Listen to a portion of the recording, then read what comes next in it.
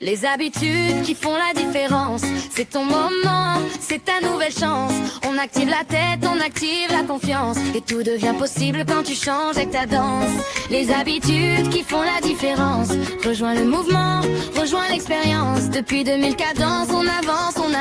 La semaine du développement, c'est ta puissance. Chaque jour un pas, une idée qui grandit. On ouvre grand le cerveau, on construit l'infini. Apprendre, avancer, c'est ta nouvelle danse. Le futur s'écrit avec ta confiance.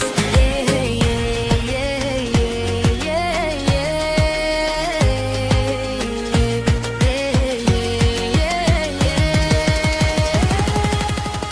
Les habitudes qui font la différence. Rejoins le mouvement, rejoins l'expérience. Depuis tes nos cadences, on avance. La semaine du développement, c'est ta puissance. Bonjour à tous, bonjour Karine. Bonjour tout le monde. Les habitudes qui font la différence, c'est quelque part la dernière conférence, la dernière masterclass avec toi on va parler de l'excellence et on va parler de l'excellence sans compromis. Et avant d'aller dans le vif du sujet, est-ce que tu peux te présenter succinctement pour les personnes qui te découvrent avec cette conférence. interview? Ouais. Ok. Bah, écoute, je suis coach neurosportive, donc numéro 1 mondial depuis maintenant 5 ans. On entame la 6e année. Je suis aussi avec toi vice-présidente de la WABA League. Je suis coach spécialisée chez Mentor Show, thérapeute, conférencière. Et je suis aussi fondatrice de Mama International. Donc voilà, je travaille à l'international. Pour expliquer un peu ce que je fais, j'entraîne, je dirais, le cerveau des enfants à mieux apprendre et celui des adultes à mieux décider. Voilà, pour ma petite présentation. Ok. Certainement, il y a personnes qui vont se poser la question, quand tu dis que tu es coach neurosportif ou numéro 1 mondial, ça veut dire quoi? Qu'est-ce que tu comprends derrière? Alors, coach neurosportif, c'est juste, c'est tous les sports du cerveau. Donc, on travaille avec, comme toi, comme Jérôme, comme beaucoup de coachs en fait à travers le monde, avec la lecture rapide, les cartes mentales et aussi avec tout ce qui est mémoire. Donc, on aide les gens vraiment, les enfants à pas bachoter, à comprendre ce qu'ils font, à développer leur compréhension pour justement pouvoir expliquer ensuite et pas avoir à bachoter, à apprendre. Voilà, on leur apprend à apprendre. Et pour les adultes, donc comme les entrepreneurs, etc., les gens qui ont envie un peu de se dépasser, ben, ça leur permet d'être mieux alignés et de comprendre, d'avoir l'intérêt où ils veulent aller, le point où ils veulent atterrir. Et donc, ça leur permet de faire, de prendre de meilleures décisions, on va dire. Et ça peut paraître bizarre de dire je fais de la lecture rapide pour prendre de meilleures décisions, mais tout ce qui se passe au niveau neuronal permet d'être plus, j'allais dire cadré, mais plus aligné avec soi-même et d'avancer vers le point qu'on a vraiment envie de faire. Tony Buzan disait, le mind mapping, c'est un outil de prise de décision. Exactement. Ah Un oui, outil oui. d'aide à la prise de décision, on va dire. Un outil d'aide à la prise de décision. Et dans ton écurie, j'ai envie de dire, il y a des jeunes qui gagnent justement dans la compétition. Oui, voilà. Moi, j'ai plus de jeunes, comme d'ailleurs, on a formé, on a créé il n'y a pas très très longtemps finalement, parce que les championnats existent, les championnats du monde existent depuis combien? 35 ans, 36 ans? Oui, cette année, 35e année, oui, ce sera 35. Voilà, 35 ans. Et en fait, ça fait 5 ans, bientôt 6. On entame la 6e année où les enfants, les adolescents font leur championnat. Et en fait, depuis, mon équipe au niveau enfants et adolescents sont toujours numéro 1 et ça, c'est chouette. On arrive à faire de très, très belles choses avec eux. Et j'ai eu une maman qui justement, sa fille a été championne, alors pas cette année, il y a 2 ans, qui me disait que Elle la voyait travailler. Maintenant, elle a sorti du collège, elle est rentrée cette année au lycée. Elle me disait, je la vois travailler et je sais qu'elle a eu de la chance de faire cette formation. Contrairement à d'autres qui bachotent, elle va être hyper efficace, hyper précise et elle a des bonnes notes et elle comprend vraiment bien. Et donc ça, juste ça, c'est ouais, ça fait du bien. Et tu te dis, c'est ok, j'ai contribué un petit peu, un petit peu au monde. Et si tu veux, après avoir discuté aussi avec Raymond King, qui est à l'origine des championnats, celui qui les a co-créés avec Tony Buzan en Oui, 93 ou 14 ou je sais pas quoi, il y a 35 ans. Il disait que les histoires comme ça, des jeunes qui participent en fait à des épreuves, à des championnats qui entraînent le cerveau une année, 2 années, parfois 3 ans,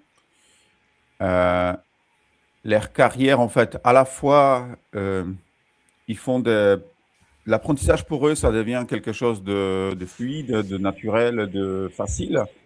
Et derrière, en fait, les exemples des jeunes qui ont fait des carrières professionnelles fulgurantes, c'est incroyable.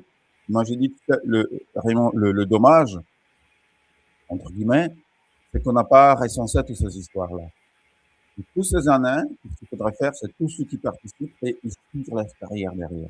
Parce que ouais, on devrait là, refaire ça, ouais. là, tu as Reprendre. en fait, là, tu te rends compte que à quel point c'est quelque chose qui, tout simplement, active l'excellence, on peut le dire, si on va là Oui, dans oui, le oui, ça sujet. active l'excellence et au niveau du mindset, ça change tout. Et d'ailleurs, cette jeune fille-là, elle est championne en tir sportif. Donc, elle a fait ça après. Donc ça, c'est génial, c'est vraiment extraordinaire. Ça fait quelques années qu'elle fait du tir sportif et puis là, ça fait 2 ans qu'elle excelle dedans, quoi, tu vois. Oui, la Donc, concentration, ouais, donc le mindset. c'est mindset, concentration et, et voilà. Et ces enfants-là, en fait, par contre, ça a un autre, ça a quand même un contre-coup, c'est-à-dire qu'ils minimisent leur réussite. C'est assez fou. Pour avoir discuté avec plusieurs, on est obligé de leur dire non, mais regarde, mais tu te rends pas compte.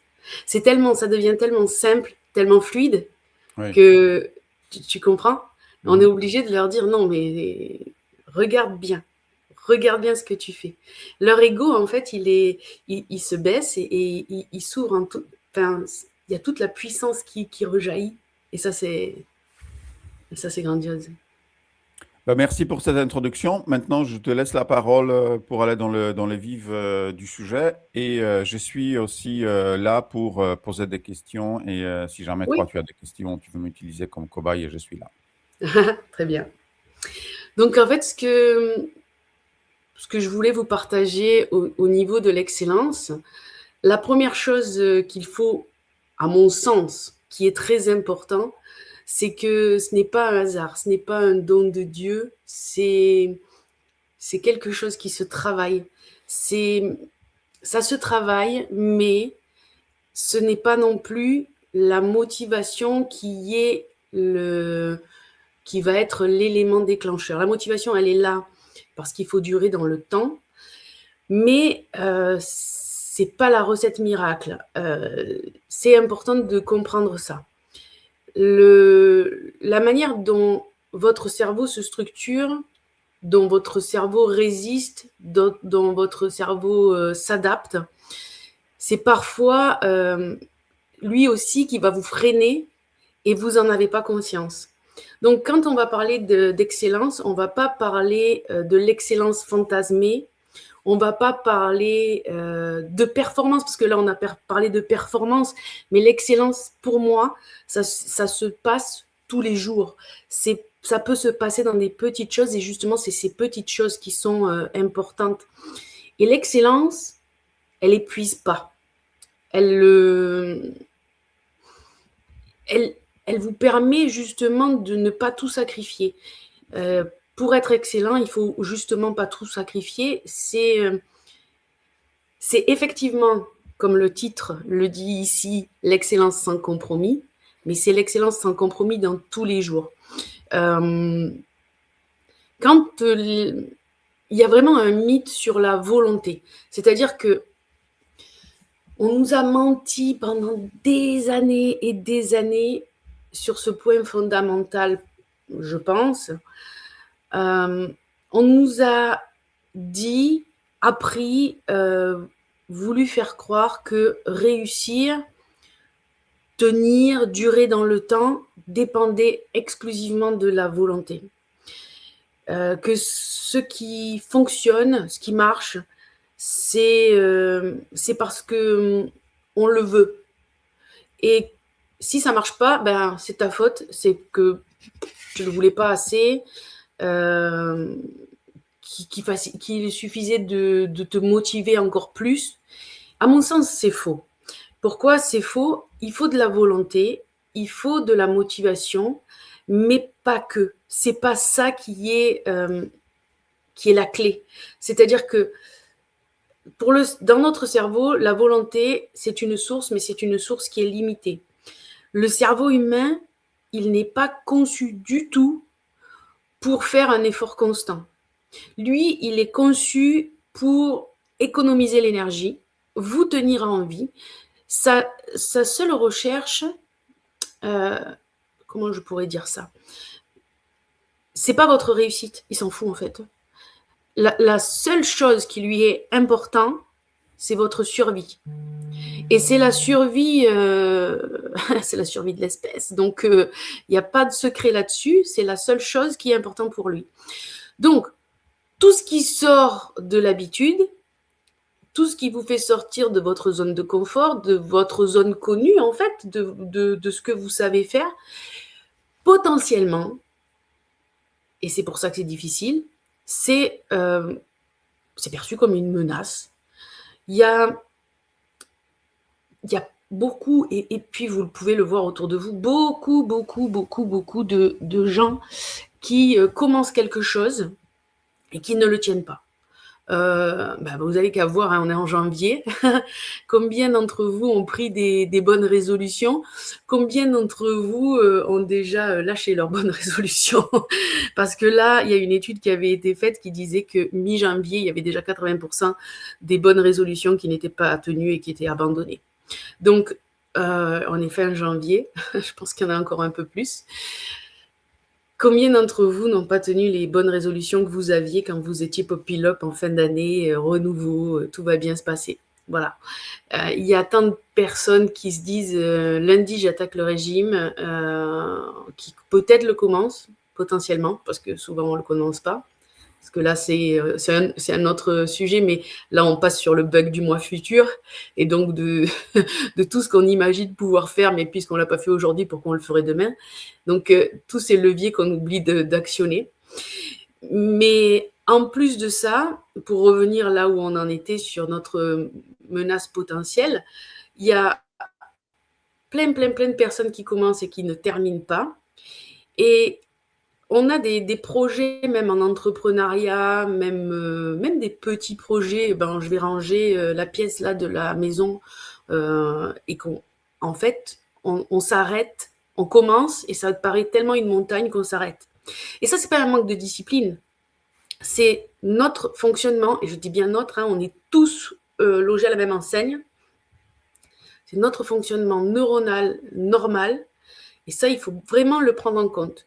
Bon, il y a quand même une bonne nouvelle, c'est que le cerveau est plastique, on le sait maintenant. La neuroplasticité du cerveau, elle est là jusqu'à votre mort. Donc, le cerveau, il continue à créer des connexions neuronales, il continue à avancer jusqu'à votre mort. Donc, si vous le faites travailler, il n'y a pas de souci.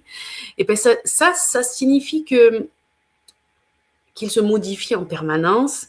Ça explique son fonctionnement de ce que vous répétez, parce qu'on est très cyclique, on répète beaucoup les choses.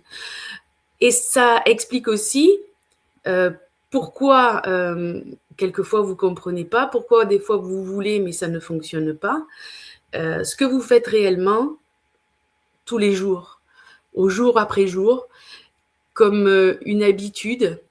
Et cette habitude, c'est un circuit neuronal. Chaque répétition, ça renforce le circuit. Chaque non-choix, et ça pique quand on le dit, c'est un choix aussi, c'est un choix neuronal. Quand on ne fait pas un choix, c'est un choix neuronal. Donc, quand vous dites « je sais qu'il faudrait que je fasse ci ou ça et je ne le fais pas », ça signifie simplement que le circuit inverse est plus fort que celui que vous venez d'exprimer. Et l'excellence, il faut noter ça aussi, c'est pas du tout un trait de caractère. Parce que j'ai déjà entendu dire « oui, mais bon, toi, c'est pas pareil, t'es comme ça ». Non, pas du tout. C'est vraiment une architecture cérébrale. Et on peut tous tout faire, mais il y a une méthodologie à suivre, il y a une architecture qui doit se construire. Et surtout, parce que quand on a des échecs et qu'on est sur j'ai pas réussi, on le fait avec violence, on essaie d'y aller en force, mais il faut pas y aller en force, il faut pas y aller en violence et sans compromis inutile aussi. Ça, c'est important à mon sens. Pourquoi ? Parce que on voit très bien qu'il y a certaines personnes qui durent, qui restent stables, alors que d'autres, elles vont s'épuiser ou elles vont abandonner tout simplement. Et ça, c'est pas une question de talent, c'est une question d'habitude invisible. Et ça peut être aussi des micro habitudes. Je vais vous donner un exemple. Donc j'ai un fils et à la maison, c'est lui qui met la table. On a des choses qui sont très rythmées, c'est-à-dire que lui met la table, moi je cuisine et son papa débarrasse. Bref. Chaque fois, alors plus maintenant parce qu'il est grand, mais quand il était petit, je lui disais « mets la table correctement, la cuillère ici, la fourchette ici, nanana. » Et pourquoi ? Simplement parce que si un jour quelqu'un d'important vient, vous allez perdre pied. Il vient manger chez vous et vous devez mettre la table. Mais vous l'avez fait tellement de fois que la table elle sera mise correctement. Même si vous êtes dans le stress, même si vous êtes dans une instabilité émotionnelle, même si l'intégration elle est faite. Et donc ça, c'est devenu une habitude. Et c'est toutes ces petites habitudes, alors là je parle de mettre la table, c'est pas quelque chose d'extraordinaire en soi, même si je vois plein d'adultes qui ne savent pas le faire, et c'est OK. Mais c'est toutes ces petites habitudes qu'on apprend, qu'on met en place, qui sont petites, et on n'en met qu'une après l'autre. On ne met pas tout d'un coup. On met une habitude quand elle est là, on en met une autre, et on arrive à mieux gérer le stress, à durer dans le temps et à performer. À performer sans écraser l'autre. Parce que souvent, j'entends « oui, mais l'excellence, c'est pas la performance ». Oui, pour moi, performer, c'est de l'excellence. Mais c'est performer sans écraser l'autre. C'est-à-dire que l'un ne va pas sans l'autre. On ne peut pas performer je sais pas, là on peut revenir sur les championnats du monde de lecture rapide, de carte mentale ou de peu importe, de foot, de voiture. On peut pas gagner parce qu'on a fait perdre l'autre. C'est-à-dire qu'on par exemple, j'en sais rien, sur un circuit de voiture parce qu'on a poussé l'autre contre le mur. Non, il faut gagner à la loyale. Et donc, la performance, c'est la performance avec vous-même, pas contre l'autre. C'est votre performance à vous. C'est ça qui est important. Et je pense qu'on ne peut pas dissocier les deux. Ensuite, bon, on va parler de ce stress. On va parler aussi de tout ce qui est stabilité émotionnelle, décision. Et puis, on en reviendra à cette excellence que je parle sans compromis, parce qu'il faut une intégration pleine. Donc, pour tout ce qui est stress, stabilité et longueur dans le temps, qui pour moi, c'est vraiment la colonne vertébrale de l'excellence sans compromis, il faut comprendre que le stress, c'est pas un ami. Un ennemi. Ouh. Le stress, c'est pas un ennemi. Ce qui détruit, c'est pas le stress. Ce qui détruit, c'est l'incapacité à revenir à l'équilibre.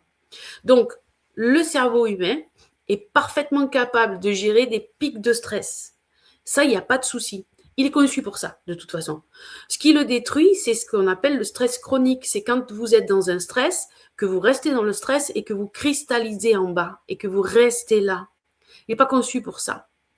Donc, c'est pour ça qu'on ne peut pas être dans l'excellence, dans la force.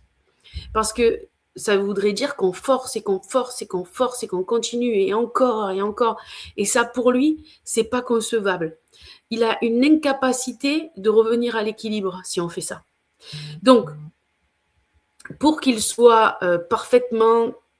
oui, c'est comme ça que je vais vous l'expliquer. Pour qu'il soit parfaitement capable de gérer le pic, eh ben, il va falloir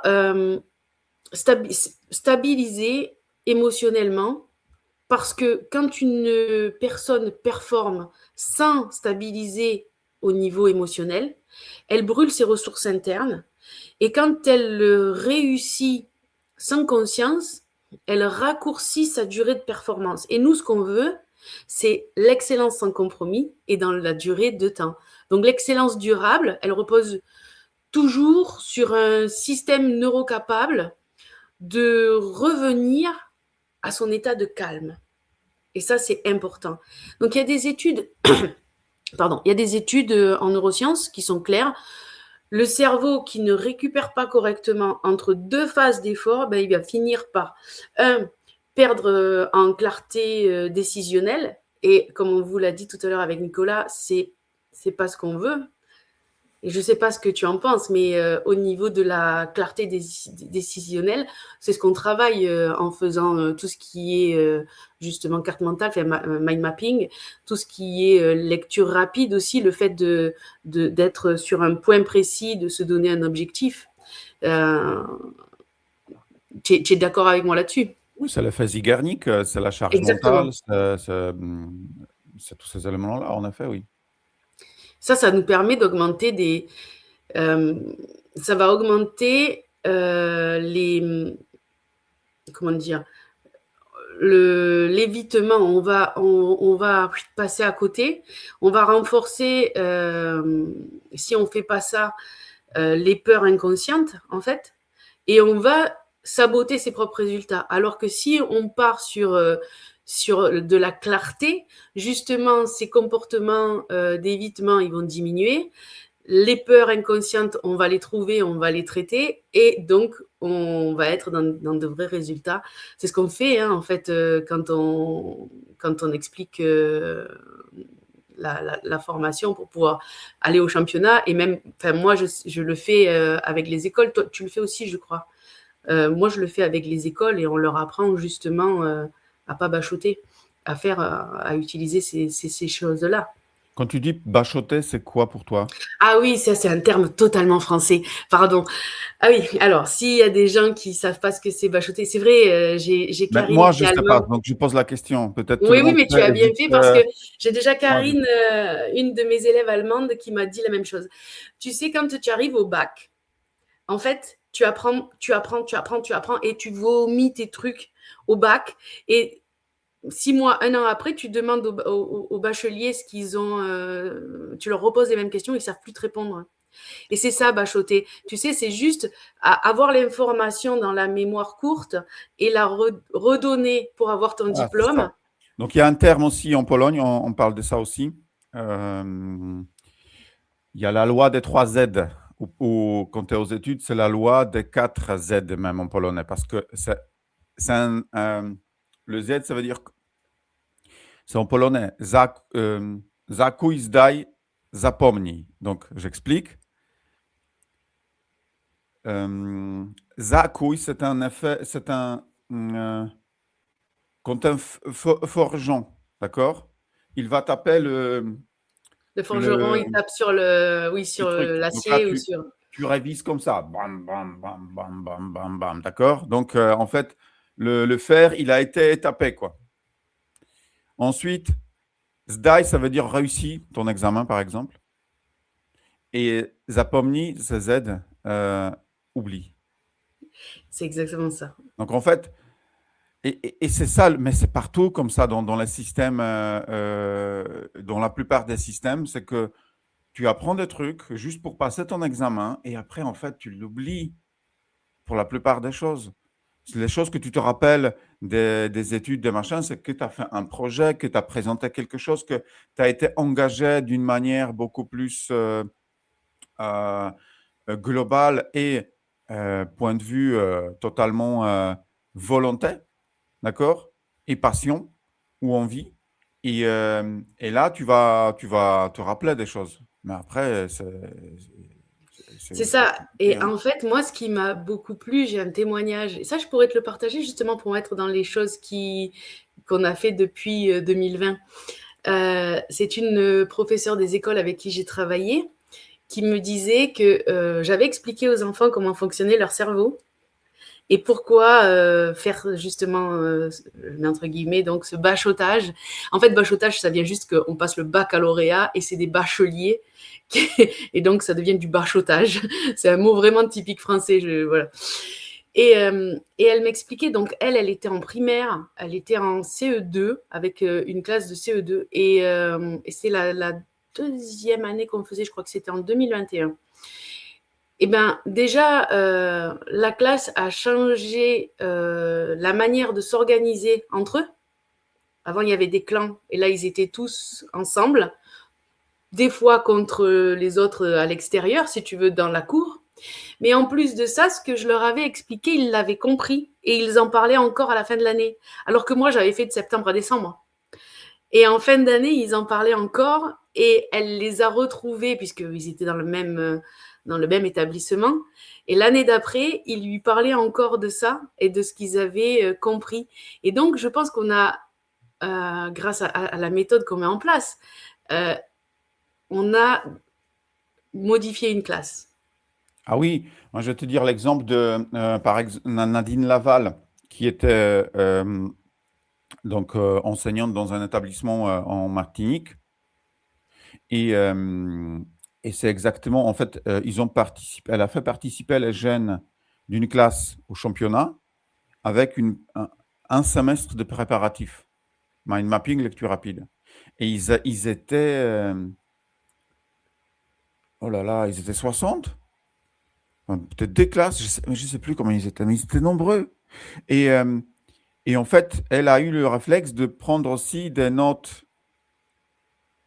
en fait de l'année scolaire avant et ensuite après voir un avant, un après. Donc, en fait, ils ont toute la classe, elle a augmenté la moyenne de 15 points sur 100. Ouais, non, mais c'est grandiose parce que En là, moyenne. la professeure, mais il faudra que je te donne ce témoignage. Tu verras, c'est quelque chose d'assez.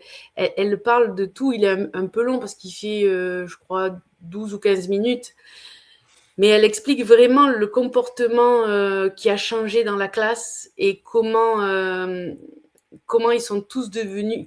C'est devenu une cohésion, en fait. Et moi, quand je suis arrivée, tu vois, pour donner un exemple très concret de ce que le cerveau humain imagine, et je suis arrivée, la directrice de l'école m'a dit oui, bon, d'accord, on le fait parce qu'elle veut le faire, donc la professeure. Mais vous prenez que les meilleurs.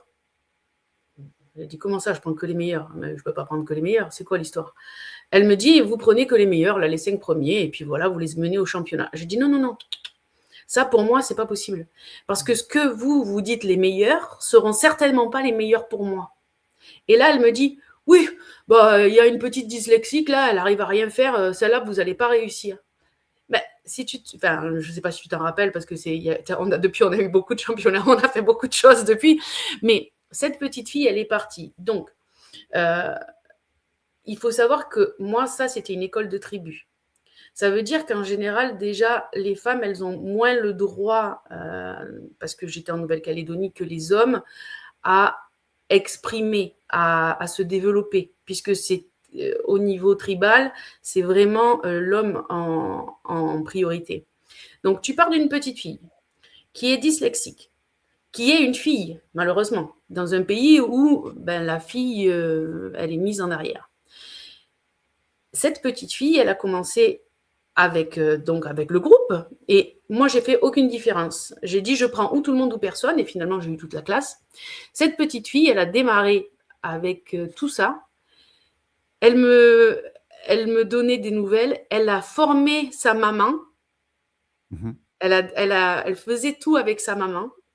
Quand on a fait le championnat, on l'a fait, si tu te rappelles, en 2020, en présentiel, nous, alors qu'il y avait le Covid. Mais comme on était en Nouvelle-Calédonie, le Covid, nous, on l'avait pas, on était sous cloche. Donc, on a pu faire en présentiel. Et sa maman l'a fait aussi, tu vois. Alors que j'ai pas donné les cours à sa maman, c'est la petite fille qui a formé sa maman. Elles sont venues toutes les deux, elles ont fait, et la petite fille au championnat mondial, en fait, qui avait lieu, elle est sortie 12e. 12e, première de sa classe.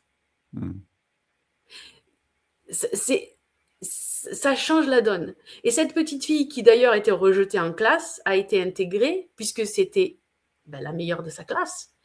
Et en fait, il y a un changement de leader qui s'est fait, une cohésion de groupe qui s'est fait, et tout ça, ça a fait boule de neige. Et moi, je travaillais qu'un trimestre. Je travaillais de septembre à décembre. Donc, je pense vraiment que une fois que tu as compris que tu es capable de retransmettre l'information, et cette petite fille, elle a compris ce que je lui disais, elle a retransmis l'information à sa maman, on a tout gagné. On a tout gagné. Parce que c'est quelque chose de grandiose. Et là, on travaille sur la longévité. Oui, et contrairement en fait au sport physique, au sport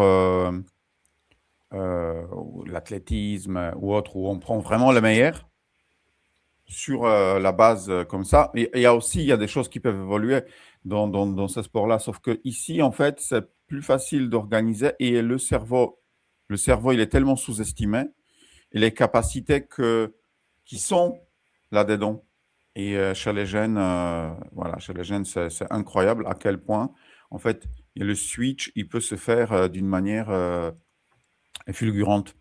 Oui, et puis tu imagines cette petite fille où on lui a tout le temps dit, t'es dyslexique, t'y arrives pas, oh là là, et regarde les autres, et machin, nanani, nanana. Là, on lui dit, hop là, tout le monde part tout le monde part ensemble. Oui, oui, oui. Waouh! Et là, tu performes, parce qu'on sait que la lecture rapide chez les dyslexiques, ça fonctionne bien, parce qu'ils ne s'ennuient pas. Et donc, c'est souvent eux les plus performants d'ailleurs, parce que c'est ça, hein, c'est leur cerveau, il s'ennuie, il part dans tous les sens, et il mélange tout. Et sur la lecture rapide, comme on prend plusieurs choses en même temps, leur cerveau, il fonctionne. Parce que la lettre, qu'elle soit écrite comme ça ou comme ça, on s'en fout. C'est le mot. Et donc, elle a fait une performance qui était merveilleuse, et pour l'estime de soi. Tu te rends compte? On est passé de quelqu'un qui était nul à quelqu'un qui était la meilleure de sa classe et qui est arrivé 12e au championnat. Oui, l'estime de soi, c'est fondamental, j'ai envie de dire, c'est notre rôle aussi, dans le sens où toi, tu peux impacter ton entourage d'une manière palpable, j'ai envie de dire. Encore nous, les formateurs, les accompagnateurs, coachs, ou comment tu veux l'appeler, les enseignants, l'impact que tu as sur le monde, il est énorme, parce que Oui. toi, tu touches à énormément de personnes, et encore un enseignant qui, dans une carrière, en fait, il va avoir des milliers d'élèves Oui. Et qui vont super soit important. se rappeler. Je me rappelle quand il m'a dit que j'arriverai jamais à faire ci et ça. D'accord? Combien d'histoires comme ça?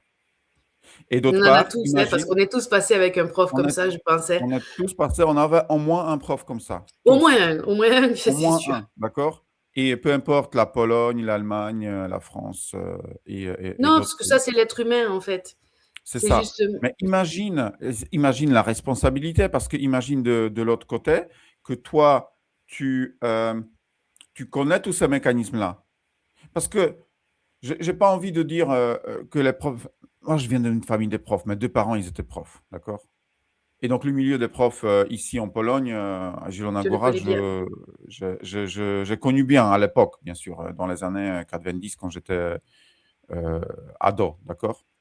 parce que j'ai des souvenirs là, c'est là où j'habitais vraiment ici et encore avec mes parents, d'accord? Donc, ils allaient faire la fête avec les autres, etc., bien évidemment. Et j'ai connu des gens. Et en fait, ben, les profs, même en France, j'ai eu des discussions avec certains profs qui disent, ben, moi, j'ai un contrat d'instruction. Donc, j'instruis, je donne un contrôle,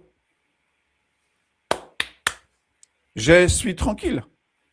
Je ne suis pas là pour éduquer ou apprendre. Ça fait mal Je d'entendre dois ça. instruire. Mais c'est écrit dans mon contrat. Oui, oui, oui, oui, Et je je sais, m'en fous. mais Tu vois, c'est une posture. C'est une posture. c'est une posture. Heureusement, on arrive à avoir de plus en plus, je crois, de profs qui sont concernés et on arrive. Oui, Alors, en c'est même temps, dur. c'est un métier, mais c'est difficile d'être prof dans une éducation nationale parce Oh que tu as oui, le système, parce que tu peux avoir un proviseur qui est comme ça, parce que tu peux avoir aussi les parents qui font comme ça. Tu peux avoir aussi, si tu es dans une classe ou dans un milieu en fait socio-populaire qui a un autre mindset et en fait, ce qui ressort, c'est pas forcément ça, mais j'ai envie de dire, malgré tout ça, c'est avec ton énergie, ta posture, que tu peux te faire respecter et avec le temps, justement, faire des choses. Bien sûr, il y a un programme et si tu tombes uniquement dans le programme et qu'il faut suivre le programme et que c'est ça le plus important, ben non, en fait, non. C'est pas ça le plus important finalement. non. Et voilà, c'est comme ça que je perçois les choses, mais je parle d'une responsabilité. Et si je peux juste dire une anecdote, ben là, ça touche les adultes en fait, mais c'est deux anecdotes.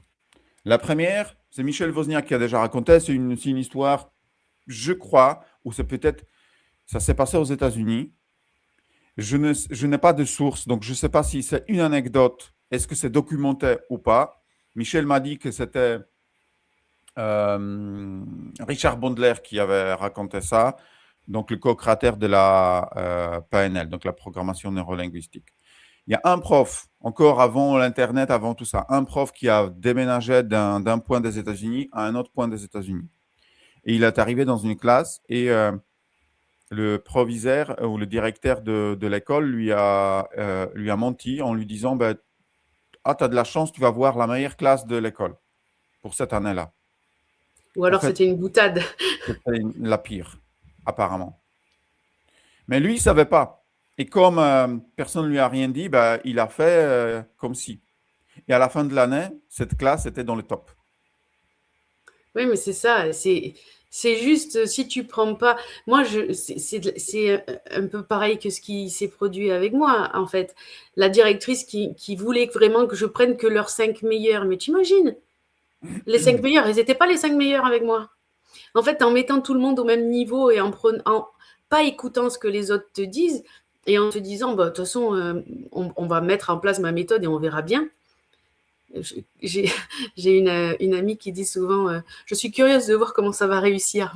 Voilà, tu prends cette phrase-là, tu te la mets à toutes les sauces. Je suis curieuse de voir comment ça va réussir et tu vois, sans préjugés, sans te dire bah, de toute façon ils sont nuls, que je ne vais pas pouvoir réussir. Je vais pas... Non, non, vas-y, fonce, fais ton truc et t'occupe pas de ça. Et en fait, ça change la donne.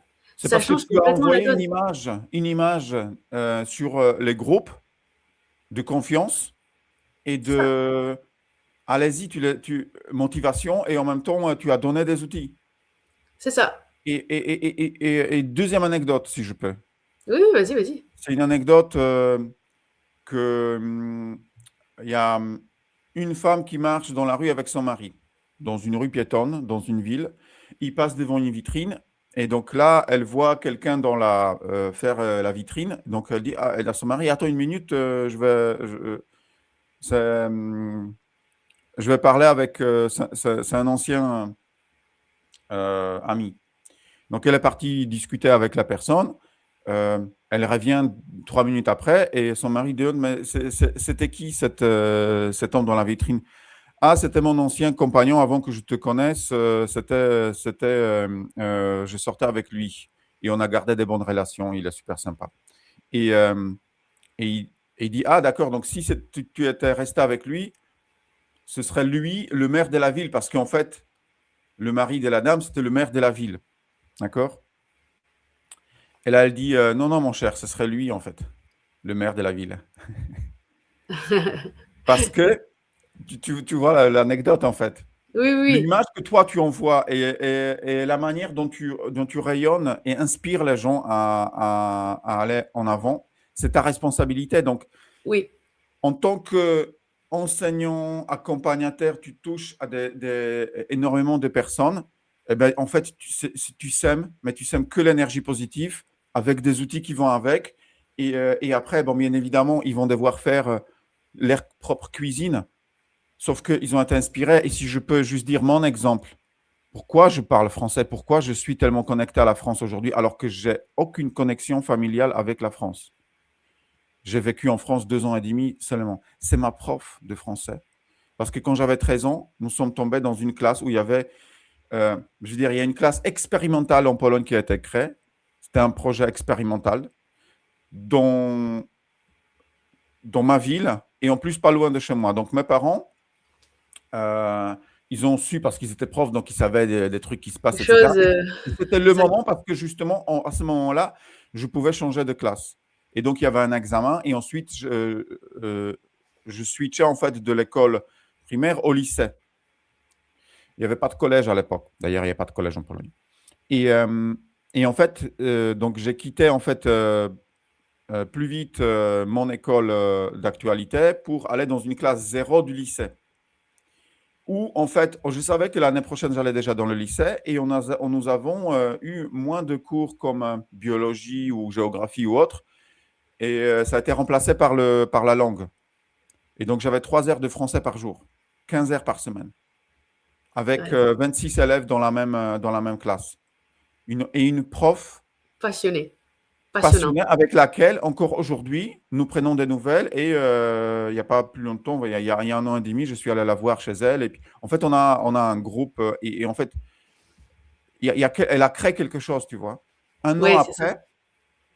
après, une année comme ça, je parlais français. Et c'est là, j'avais un oncle qui habitait Bruxelles, mais il n'y avait pas trop de relations avec lui. Mais c'est là, il a appris que je parlais français, donc il m'a invité moi et mes parents. Et en fait, j'avais la chance d'aller en fait une fois de temps en temps à Bruxelles pour visiter aussi. Voilà, je me débrouillais, tu vois. Et c'est là où je me rendais compte que je parlais déjà Pas mal euh, français, que tu le pas mal comprenais et que français. tu avais. Mais après, Voilà. j'ai perfectionné. J'avais 6 heures par semaine au lycée. Et par la suite, j'ai pris des occasions parce que de cette classe-là, de 26 élèves, il y en a 9 qui sont en couple franco-polonais. Ah, c'est chouette. Oui, mais tu sais ça, ce qu'on Et disait tout à l'heure, je n'en tu fais partie parce modifies que la mon épouse est trajectoire, en française. fait. Tu modifies la trajectoire, en fait, et ça, c'est chouette. Une prof. Oui, mais il suffit de pas grand-chose, hein. Et- moi, ce que je trouve le plus difficile, et tu as raison de le dire tout à l'heure, c'est que quand on travaille avec les écoles comme ça, il faut déjà convaincre un professeur pour pouvoir rentrer dans sa classe. Voilà, il faut. Mais quand tu as réussi à faire ça, il faut aussi convaincre le directeur que ce qu'on est en train de mettre en place, c'est pas de la perte de temps et que ça va pas grignoter sur une autre matière. Et après, il faut convaincre les parents. Et à la fin, quand tu arrives que tu as juste à faire plaisir aux enfants, c'est bon. Parce que eux, là, ils savent. Quand tu es avec eux, après, c'est facile. Mais c'est vrai que c'est compliqué et tu te dois, une fois que tu as réussi à faire ce chemin-là, à mon sens, là je parle que pour moi, mais je pense que tous ceux qui font le même métier que nous ont ça en commun, c'est que tu te dois d'impacter et de leur permettre de profiter un maximum de ce que tu leur apportes. Hmm. Je pense vraiment, hein.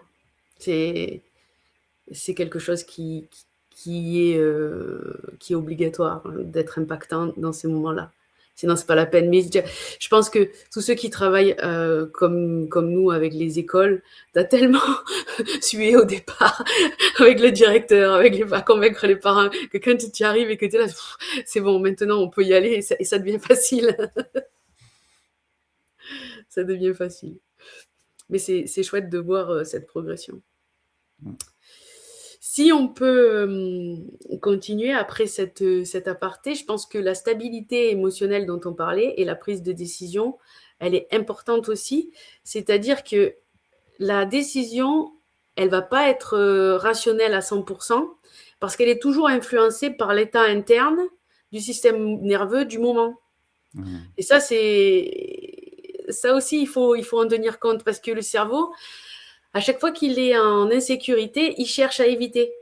Il cherche une fois qu'il est sous tension, il cherche à contrôler.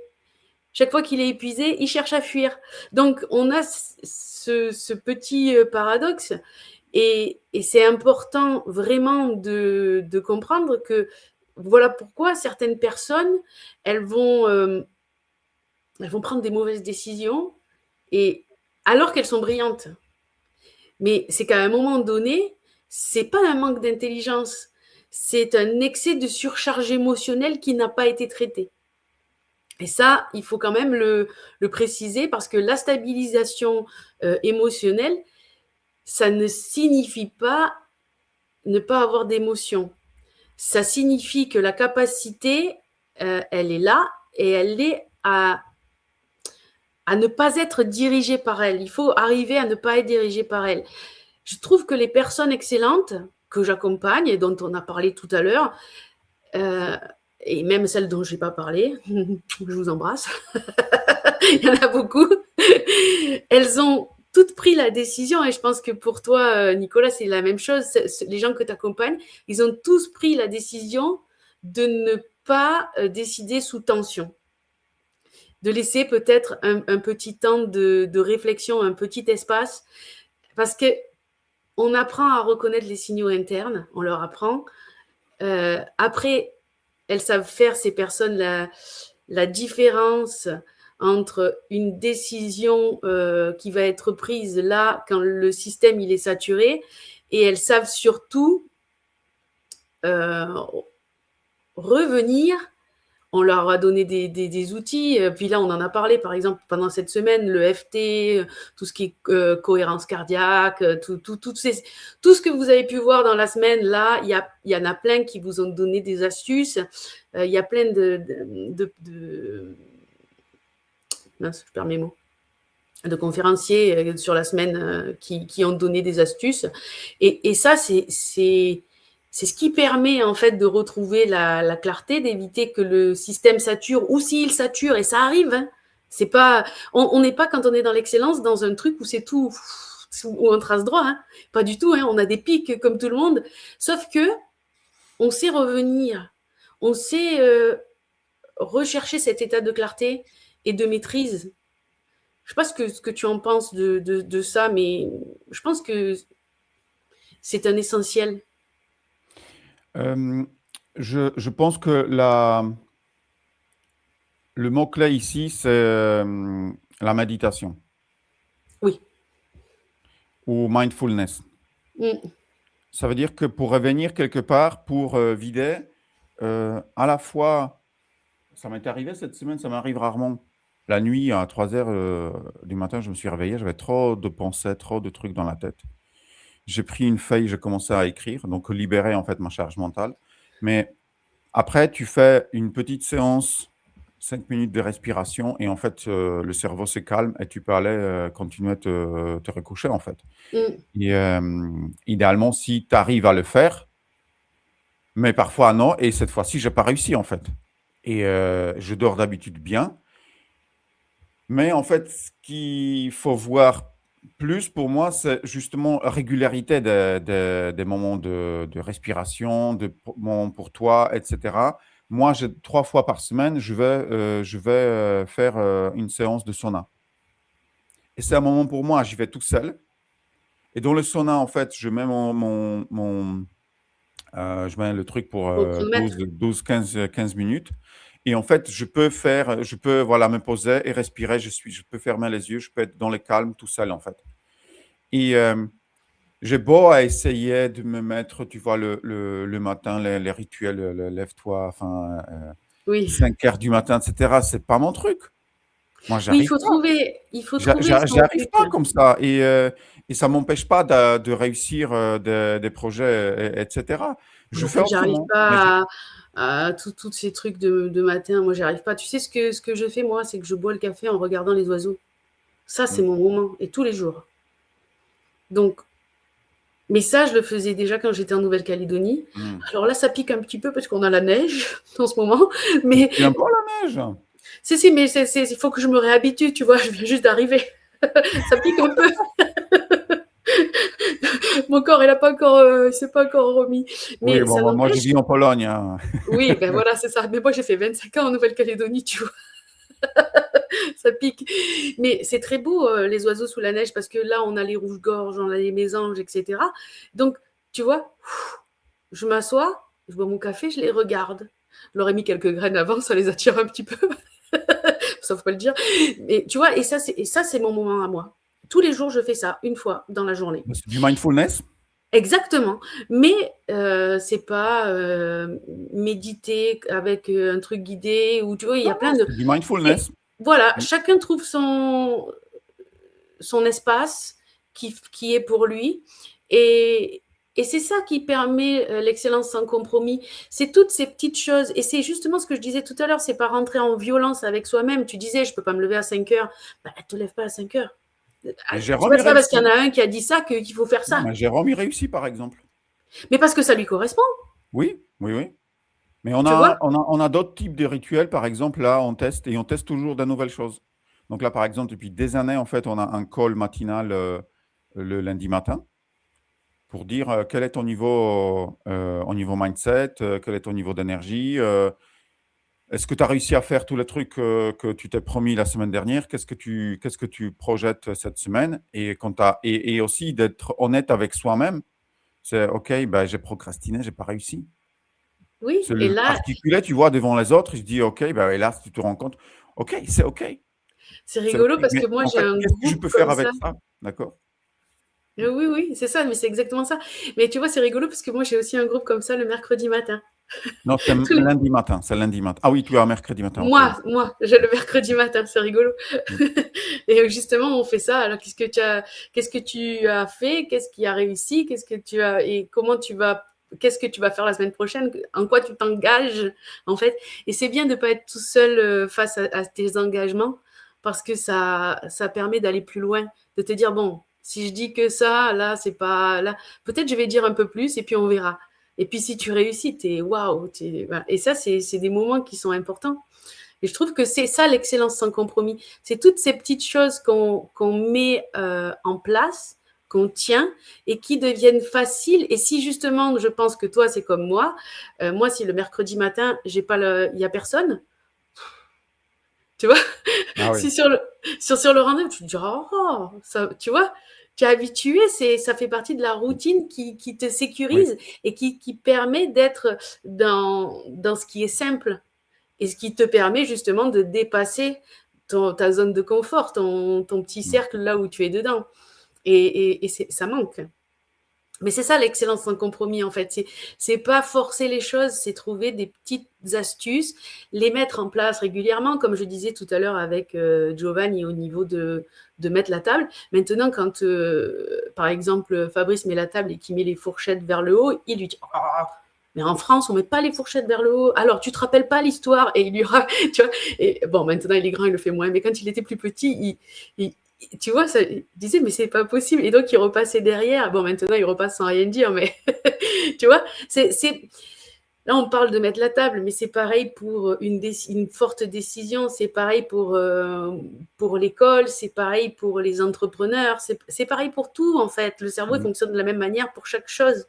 Et c'est toutes ces petites actions mises bout à bout qui font l'excellence, qui Mm. structurent les habitudes et qui soutiennent la performance. C'est la performance qu'on disait tout à l'heure. C'est pour ça que moi, je ne peux pas dissocier performance et excellence. Mais c'est parce que souvent, quand on parle de performance, on parle d'écraser les autres. Je suis meilleur. Non, c'est juste toi avec toi et seulement pour toi. Et c'est ça qui est important. C'est respecter, à mon sens, le fonctionnement réel de son cerveau, de structurer les habitudes qui qui soutiennent la performance, comme on l'a dit, et refuser les modèles, comme on disait tout à l'heure, qu'on nous donne et qui finalement vont nous détruire à long terme parce qu'on croit faire bien, mettre en place, je me réveille à 5 heures du matin, tu vois, et en fait, non, c'est pas pour toi. Il y a des millions d'outils à essayer. C'est pas parce que quelqu'un t'a dit un truc qui fonctionne pour lui que ça va fonctionner. Il faut vraiment trouver son fonctionnement. C'est sûr que ça demande du courage, mais ça permet de casser les injonctions qu'on te donne, certaines croyances et certaines attentes extérieures. Je crois que c'est ça, en fait. T'as rien à perdre. Le temps, il passera quand même. Exactement. Et tu vas regretter que tu n'as pas testé, tu n'as pas essayé. C'est ça. En fait, c'est la conscience de ce que vous faites, de pourquoi vous le faites et savoir quand vous devez ralentir. Parce que c'est ça, en fait, c'est ralentir. On a toujours tendance à dire il faut aller plus vite, encore plus vite, encore plus vite, il faut accélérer le machin. Mais non, mais des fois, pose-toi. Pose-toi un petit peu comme tu fais 3 fois par semaine avec le sauna. Pose-toi et stop. Ça, c'est nécessaire. Voilà, je pense que l'excellence, pour moi, c'est ça. Et je vais peut-être terminer sur une chose qui est très simple, mais vous n'avez pas besoin de devenir quelqu'un d'autre. Ça paraît tellement bateau ce que je suis en train de dire, mais non, mais tu vois, je me suis entendue le dire. Tu ne peux pas devenir quelqu'un d'autre, mais tu peux jouer quelqu'un d'autre. Voilà, tu peux jouer quelqu'un d'autre. Mais ça, c'est ce qui est important, c'est forcez pas votre nature. Trouvez ce qui est juste pour vous. Pas besoin de lutter contre votre cerveau. Pas besoin de le faire en violence. Travaillez avec lui, travaillez en son sens. Acceptez votre différence et c'est là où vous allez exceller. C'est là où vous allez performer. Justement parce que ça va vous donner peut-être des micro-habitudes au début. Vous allez dire, c'est pas grand-chose. Mais ces micro-habitudes, c'est elles qui vont faire la différence. Il n'y a pas besoin que ça soit spectaculaire. Il faut que ça soit cohérent, aligné, répété. Et donc là, en fait, il y a un livre qui va dans ce sens-là, c'est l'effet cumulé. Oui, c'est ça, c'est exactement ça. Petit livre que justement Cyril Maître et d'autres personnes ont parlé des livres sur les habitudes, Charles Duhigg, etc., Atomic Habits. Et moi, juste, j'ai envie de dire, pour compléter, en fait, c'est un petit livre sur justement, le titre, c'est, comme je viens de dire, l'effet cumulé. L'effet cumulé, il est très bien. Parfois, une petite chose, il change ton trajectoire, d'accord? Oui. Si je peux donner un exemple et après je te laisse faire oui, la vas-y. je vois le temps passer.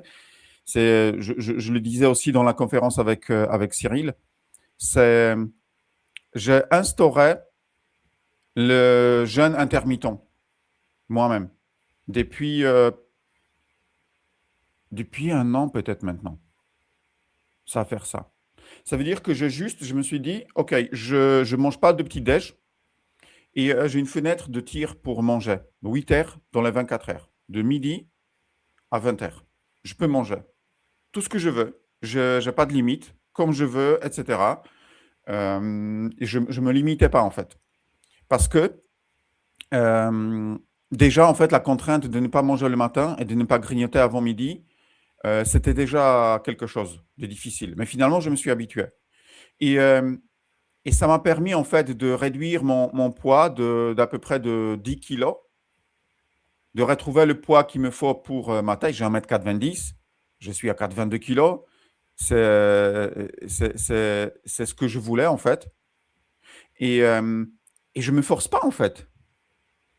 C'est ça, mais c'est parce que peut-être c'était pas très violent aussi au début, tu vois. C'était violent. C'était violent? Ouais, j'avais faim. Attends, moi j'aime bien manger. Hein. Ok. Donc, tu as un peu forcé quand même sur le truc, quoi. Au départ, oui, mais après un mois, en fait… oui, après ça devient… Et justement, maintenant, si tu manges, je pense que tu serais pas, tu serais pas bien dans ton corps. J'ai pas besoin de manger le matin. C'est ça. Mais ça a tout changé, en fait. Oui, ça change tout. Voilà. Et donc, c'est ça, en fait, voilà, que je voulais juste partager. Et c'est juste pour comment dire, de rebondir dans ton sens. Ça veut dire que faut pas forcer sur des grandes choses. Parfois, une chose, un élément, tu vois, et que Voilà, je c'est puisse ça. C'est contrôler. une chose et une seule. Mm. Et quand celle-là, elle est rentrée en habitude, c'est, tu vois, maintenant, toi, ça, c'est rentré dans tes habitudes, tu vas pouvoir peut-être encore modifier quelque chose. Ça peut être, mais c'est infime, mais c'est une chose après l'autre. Ne changez pas tout d'un coup, parce que là, c'est aller Au lieu de faire la obligatoirement. révolution, il faut faire l'évolution. Exactement, exactement. Je pense que, et pour finir, parce que l'heure tourne, je pense que l'excellence, c'est pas une question d'effort démesuré, c'est plutôt une question de structure intérieure, d'évolution, comme tu dis, un petit changement et hop, c'est c'est respecter son cerveau et son cerveau. Alors, j'ai tendance encore avec cette ancienne vision. Maintenant, on sait qu'il y a des neurones de partout dans le corps mais accepter qui on est pour pouvoir aller dans ce sens-là, modifier quelques petites choses et performer dans qui on est pour soi. Et c'est ça l'excellence, à mon sens. Sur ce, Donc, Karine, merci beaucoup pour merci à toi. ta conférence. Et encore une fois, merci à tous pour de votre participation à la semaine du développement. Vous pouvez encore profiter des offres spéciales des experts. Moi, je vais mettre le lien vers ton LinkedIn pour que les personnes puissent te suivre, etc. Merci. Et on se dit à très, très bientôt. Merci à toi, À Karine. bientôt. Merci beaucoup. Merci à tous. Merci.